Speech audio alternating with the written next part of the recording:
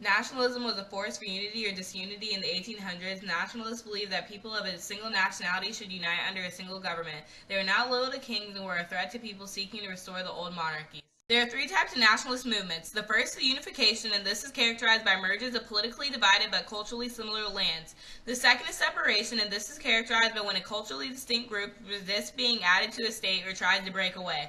And third is state building, and this is characterized by when a culturally distinct group form into a new state by accepting a single culture.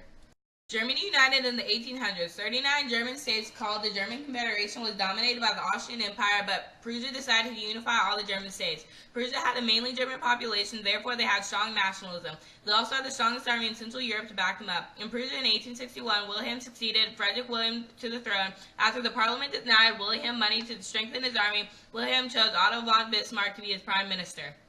Bismarck was a master of realpolitik and declared that he would rule without consent of parliament and without a legal budget. In 1864, Prussia and Austria went to war with Denmark, and two quick victories increased national pride amongst Prussians. Prussia purposely created conflict with Austria about the territories of Schleswig and Holstein, and this led to the 7 Weeks' War. The Prussians humiliated Austria and won, and with their victory, Prussia took part in northern Germany, and for the first time, the eastern and western parts of the Prussian kingdom were joined.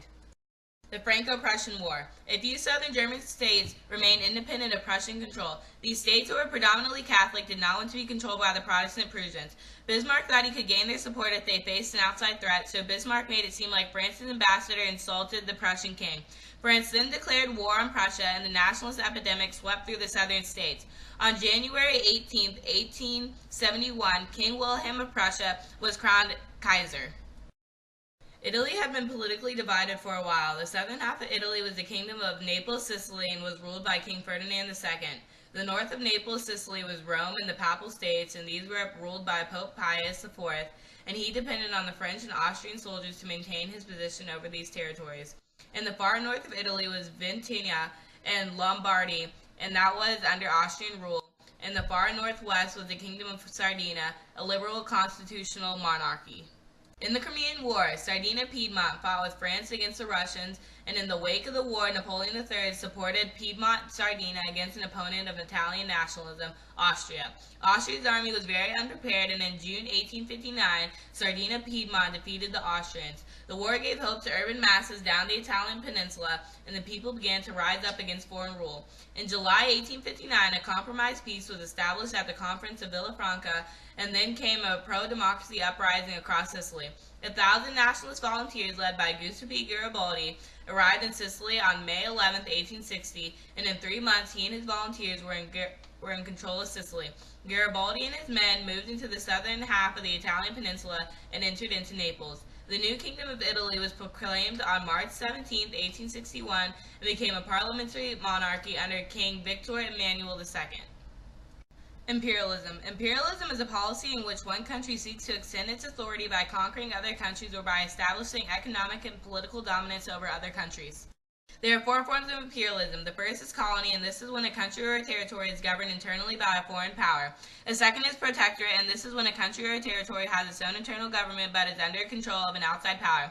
The third is the sphere of influence, and this is when an outside power claims exclusive investment or trading privileges. And the third is economic imperialism, and this is when an independent but less developed country is controlled by private business interests rather than the government.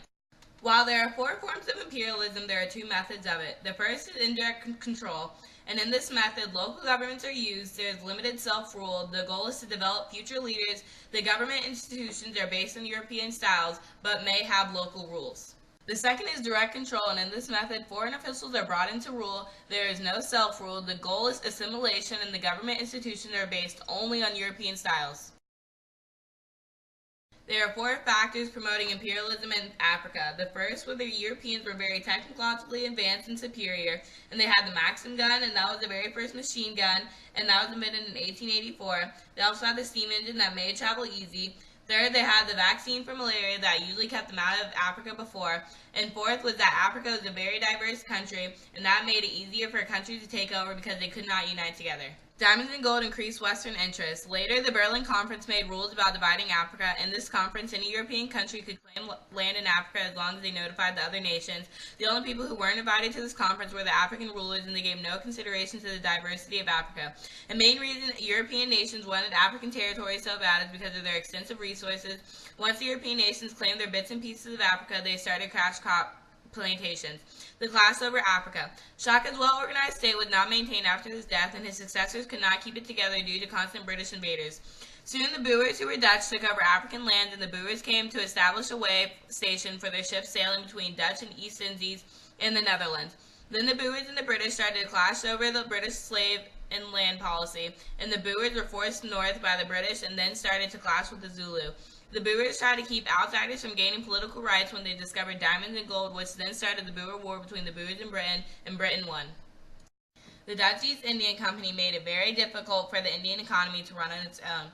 India became more valuable to Britain because of their cash crops of tea, indigo, coffee, cotton, jute, and opium. Some negative effects of British colonialism was that the Britain held political and economic power, and the focus on cash crops reduced food production that led to famine, and that the presence of mercenaries and racist attitudes threatened traditional Indian lives. But some positive effects were India was now home of the world's third largest railroad network, and this led to a modern economy. They also got telegraph lines, dams, bridges, and irrigation canals that also led to modernization, and sanitation and public health improved, and schools and colleges were founded, and literacy increased.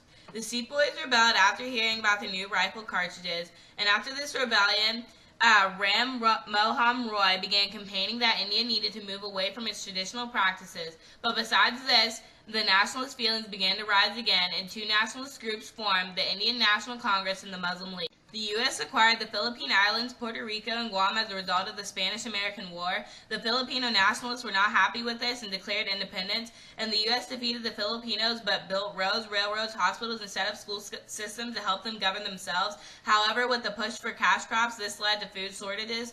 And also the U.S. set up sugar plantations in Hawaii, and by the mid-19th century, that became 75% of Hawaii's wealth, and in time of peril for the businessmen, they overthrew Hawaii's queen, and a wealthy plantation owner named Sanford B. Dole became president of the new Republic of Hawaii.